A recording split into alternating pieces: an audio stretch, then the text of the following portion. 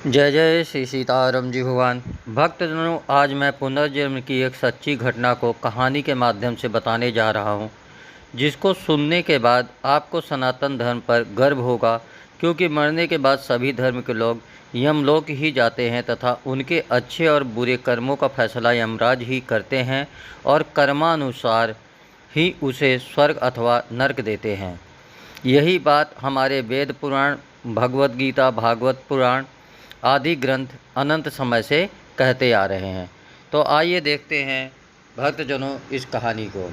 यह कहानी है जिला वाराणसी के, उसके पास एक सकलडीहा स्टेशन है। वहाँ से 3 कोस उत्तर की ओर प्रभुपुर नामक एक ग्राम है।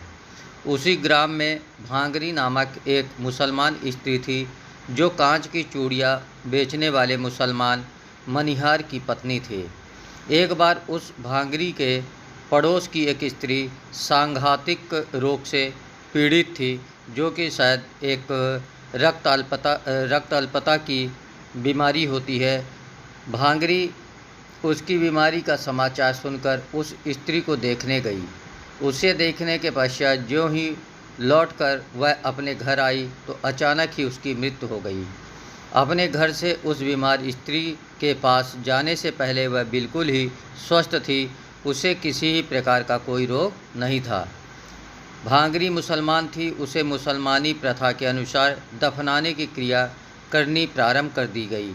उसे दफनाने के लिए गांव से बाहर जंगल के कब्रिस्तान में एक गड्ढा भी खोद लिया गया और भांगरी के शव को वस्त्रों से लपेटकर सी दिया गया। किंतु जब उसे कब्र में दफनाने के लिए रखा जाने लगा तो वह एकाएक जीवित हो गई। उसके मुख से कुछ अव्यक्त से शब्द निकले। उसने अपने हाथ के संकेत से अपने मुख पर से कपड़ा हटाने के लिए कहा। जब उसके मुख पर से कपड़ा हटाया गया तो उस समय लोगों ने बड़े ही आश्चर्य के साथ देखा कि उसका सिर, जो पहले बिल्कुल ठीक ठाक था, अब उसमें जलने के 3 निशान बने हैं, मानो किसी ने उसे त्रिशूल गरमा कर दाग दिया हो। उसके कुछ केस भी जल गए थे। बाद में जब तक भांगरी जीवित रही तब तक वे केस बराबर जले ही रहे। वह त्रिशूल का निशान भी उसके मरने तक बराबर इसी प्रकार बना रहा। लोगों ने इसका कारण पूछा तो उन्हें भांगरी ने बताया, मैं बिल्कुल ठीक ठाक थी, मुझे कोई रोग नहीं था। एकाएक मेरे सामने 2 व्यक्ति आए। वे मुझे पकड़कर अपने साथ कहीं बहुत दूर ले गए। वे मुझे वहाँ ले गए जहाँ मैंने देखा कि एक बहुत बड़ी सभा लगी हुई थी। एक ऊंचे आसन पर एक बड़ा ही तेजस्वी व्यक्ति बैठा हुआ था। उस तेजस्वी व्यक्ति ने उन दोनों व्यक्तियों को, जिन्होंने मुझे उसके सामने ले जाकर उपस्थित किया था, बहुत ही फटकारा कि तुम इसे यहाँ क्यों ले आए हो? इसकी मृत्यु अभी नहीं लिखी थी, इसकी तो आयु अभी 14 वर्ष और बाकी है।